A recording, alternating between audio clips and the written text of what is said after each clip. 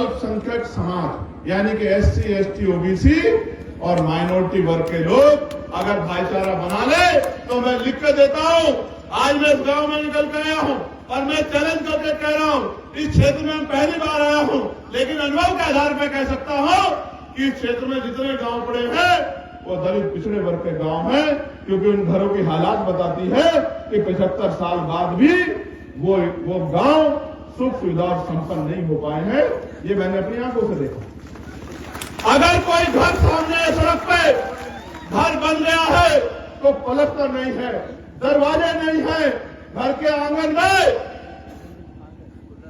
जो व्यवस्था है वो खुद बताती है कि इस परिवार का आदमी सुबह कमाने जाता है, तब शाम के टाइम बच्चों के पेट में रोटी और उनके लिए व्यवस्था होती है। ये किसकी देन है?